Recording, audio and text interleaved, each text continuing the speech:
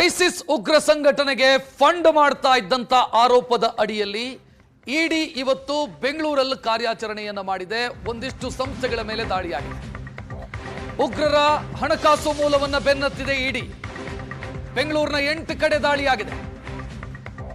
ಮೂಲಭೂತವಾದಿ ಮುಸಲ್ಮಾನರ ನೇಮಕಾತಿ ಮತ್ತು ಫಂಡಿಂಗ್ ಕೇಸಿಗೆ ಸಂಬಂಧಿಸಿದಂತೆ ಎನ್ಐಎ ಕೇಸು ದಾಖಲಿಸಿತ್ತು. ಆ ಕೇಸಿನ ಆಧಾರದ ಮೇಲೆ ಇಡಿ ಕೂಡ ಈಗ ತನಿಖೆಗಿಳಿದಿರೋದು. ಆರ್ಥಿಕ ವ್ಯವಹಾರಕ್ಕೆ ಸಂಬಂಧಿಸಿದಂತೆ ಇಡಿ ತನಿಖೆಗಿಳಿದಿದೆ. ಇಕ್ರಾ ವೆಲ್ಫೇರ್ ಟ್ರಸ್ಟ್ ಮತ್ತು ಜೆಎಫ್ಎಂ ಟ್ರಸ್ಟ್ ಮೂಲಕ ಐಸಿಸ್ ಸಂಘಟನೆಗೆ ಹಣ ವರ್ಗಾವಣೆಯಾಗ್ತಾ ಇತ್ತು. ಈಗ ಇಡಿ ತನಿಖೆಗಿಳಿದಿರೋದು. ಜಗತ್ತಿನ ಅತ್ಯಂತ ಅಪಾಯಕಾರಿ ಉಗ್ರ ಸಂಘಟನೆಗಳ ಪೈಕಿ ಐಸಿಸ್ ಕೂಡ ಒಂದು. ಐಸಿಸ್ಗೆ ನೇಮಕಾತಿ ಮಾಡುವಂತ ಪ್ರಕ್ರಿಯೆ ಮತ್ತು ಫಂಡಿಂಗ್ ಮಾಡುವಂತ ಪ್ರಕ್ರಿಯೆ, ಇದಕ್ಕೆ ಬೆಂಗಳೂರಿನ 2 ಸಂಸ್ಥೆಗಳು ನೆರವಾಗಿದ್ವು.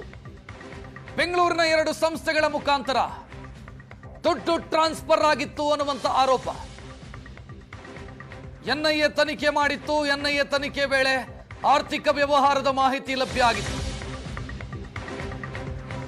2012ರಲ್ಲಿ ಬೆಂಗಳೂರಿನಿಂದ ಸಿರಿಯಾಗೆ 6 ಯುವಕರನ್ನ ಕಳಿಸಿದ್ದಂತ ಕೇಸ್ ಇದು.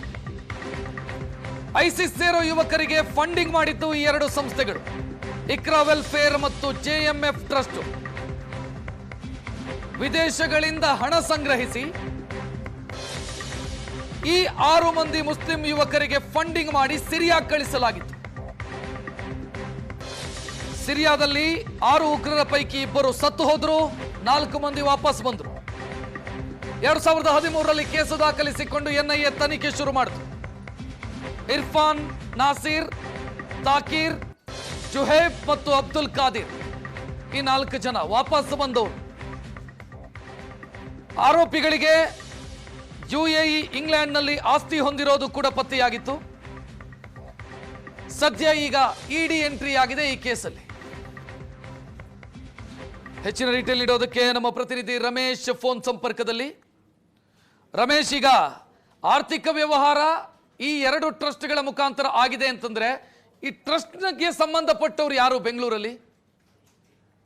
ರಕ್ಷಿತ್, ಅಂದ್ರೆ ಇವತ್ತು ಇಡಿ ಅಧಿಕಾರಿಗಳು ಬೆಂಗಳೂರಿನ ಒಟ್ಟು 8 ಕಡೆ ದಾಳಿಯನ್ನ ಮಾಡಿರುವಂತದ್ದು. ಇದಕ್ಕೆ ಸಂಬಂಧಪಟ್ಟಂತೆ ಎನ್ಐಎ ಅಧಿಕಾರಿಗಳು 2020ರಲ್ಲಿ ಒಂದು ಚಾರ್ಜ್ ಶೀಟ್ ಅನ್ನ ಹಾಕಿರ್ತಾರೆ. ಅಂದ್ರೆ ಅದಕ್ಕೆ ಸಂಬಂಧಪಟ್ಟಂತೆ 2012ರಲ್ಲಿ ಕೆಲವು ಮುಸ್ಲಿಂ ಯುವಕರನ್ನ ಅಂದ್ರೆ ಅವರ ಒಂದಷ್ಟು ತಲೆ ಕೆಡಿಸಿ ಸಿರಿಯಾಗೆ ಅಂದ್ರೆ ಐಸಿಸ್ ನ ಒಂದು ಕ್ಯಾಂಪ್ಗೆ ಸೇರ್ಬೇಕು ಅನ್ನುವಂತ ನಿಟ್ಟಿನಲ್ಲಿ ಅವ್ರನ್ನ ಅಲ್ಲಿಗೆ ಕಳಿಸುವಂತ ಕೆಲಸಗಳನ್ನು ಮಾಡ್ಲಿತ್ತು. ಆದ್ರೆ 6 ಜನ ಯುವಕರು ಬೆಂಗಳೂರಿನಿಂದನೇ ಹೋಗಿರ್ತಾರೆ. ಅಲ್ಲಿ ಹೋಗಿ ಕ್ಯಾಂಪ್ಗಳಲ್ಲಿ ಸೇರ್ಕೊಂಡ ಸಂದರ್ಭದಲ್ಲಿ 2 ಸಾವನ್ನಪ್ತಾರೆ. ಇನ್ನು 4 ಅಂದ್ರೆ ಅದರಲ್ಲಿ 2 ಗಾಯಗೊಂಡು ಇನ್ನಿಬ್ರು, ಒಟ್ಟು 4 ಜನ ಅಲ್ಲಿಂದ ವಾಪಸ್ ಆಗಿರ್ತಾರೆ. ಸೊ ಆ ಸಂಬಂಧಪಟ್ಟಂತೆ 2013ರಲ್ಲಿ ಮಾಹಿತಿ ಕಲೆ ಆಗಿದಂತ ಎನ್ಐಎ ಅಧಿಕಾರಿಗಳು ಇನ್ವೆಸ್ಟಿಗೇಷನ್ ಅನ್ನ ಮಾಡ್ತಾರೆ.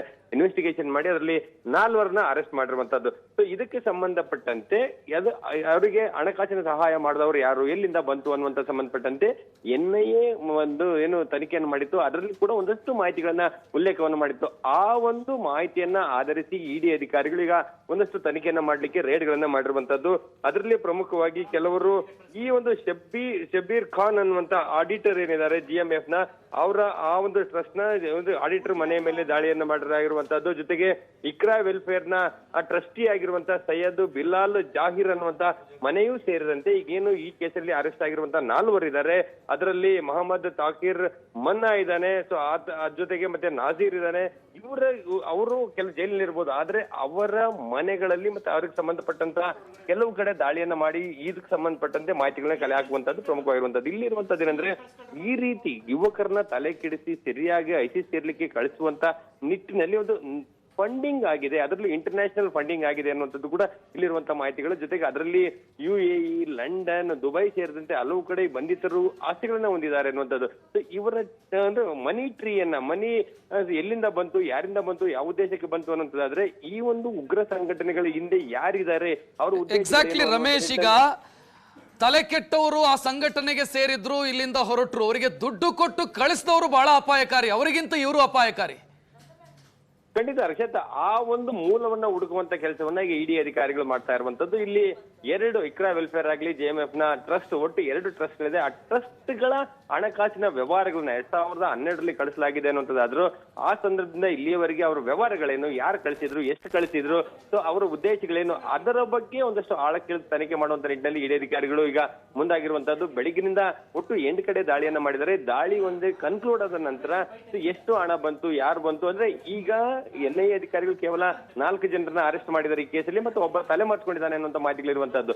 ಅದರ ಜೊತೆಗೆ ಹಣಕಾಸಿನ ಸಹಕಾರವನ್ನ ಕೊಟ್ಟಂತವ್ರು ಮತ್ತೆ ಇದರ ಹಿಂದೆ ಬೆನ್ನಿಗೆ ನಿಂತು ಇಲ್ಲಿನ ಯುವಕರ ತಲೆ ಕೆಡಿಸಿ ISIS ಅಂತ ಸಂಘಟನೆಗೆ ನೀವು ಹೋಗಿ ನಾವಿದ್ದೇವೆ ಅನ್ನುವಂಥದ್ದು ಹೇಳಿ ಕಳಿಸುವಂತದ್ದೇನಿದೆ, ಅಂತಹ ಮಾಸ್ಟರ್ ಮೈಂಡ್ ಗಳನ್ನ ಈಗ ಸದೆ ಬಡಿಬೇಕು ಅನ್ನೋ ನಿಟ್ಟಿನಲ್ಲಿ ಇಡಿ ಅಧಿಕಾರಿಗಳು ಒಂದಷ್ಟು ತನಿಖೆಗಿಳಿದಿರುವಂತದ್ದು. ಅದರ ಜೊತೆಗೆ ಇಡಿಯಲ್ಲಿ ಏನಾದ್ರು ಒಂದಷ್ಟು ಮಾಹಿತಿಗಳು ಹೊರಗೆ ಬಂದಿದೆ, ಅದರಲ್ಲಿ ಅದನ್ನ NIAಗೆ ಶೇರ್ ಮಾಡ್ತಾರೆ, NIA ಮತ್ತೆ ಕಾರ್ಯಪ್ರವೃತ್ತ ಆಗುವಂತ ಸಾಧ್ಯತೆಗಳಿರುವಂತದ್ದು. ಹಾಗಾಗಿ ಈಗ 2020ರಲ್ಲಿ NIA ಅಧಿಕಾರಿಗಳು ಒಂದು ಚಾರ್ಜ್ ಶೀಟ್ ಹಾಕಿದ್ದಾರೆ. ಆ ಚಾರ್ಜ್ ಶೀಟ್ ಸಂಬಂಧಪಟ್ಟಂತೆ ಕೂಡ ಟ್ರಯಲ್ ನಡೀತಾ ಇದೆ, ಮತ್ತೆ ತಲೆಮರೆಸಿಕೊಂಡವರಿಗೂ ಕೂಡ ಹುಡುಕಾಟವನ್ನು ನಡೆಸ್ತಾ ಇರುವಂತದ್ದು. ಸೊ ಹೀಗಾಗಿ ಇಲ್ಲಿ ISIS ಸಂಘಟನೆಯ ಜೊತೆ ಕೈ ಜೋಡಿಸುವಂತದ್ದು, ಇಲ್ಲಿನ ಯುವಕರನ್ನ ತಲೆ ಕೆಡಿಸಿ ಆ ISIS ಸಂಘಟನೆ ಅಂತ ಉಗ್ರ ಸಂಘಟನೆಗೆ ಕಳಿಸುವಂತ ಹಿಂದೆ ಇರುವಂತವ್ರನ್ನ ಎಡೆಮುರಿ ಕಟ್ಟಲಿಕ್ಕೆ ಇಡಿ ಮತ್ತೆ NIA ಎರಡೂ ಕೂಡ ಕೈ ಜೋಡಿಸಿ ಕಾರ್ಯಾಚರಣೆಯನ್ನ ಮುಂದುವರಿಸಿರುವಂತಹದ್ದು. ರಕ್ಷಿತ, ಥ್ಯಾಂಕ್ ಯು ರಮೇಶ್ ಮಾಹಿತಿಗೆ.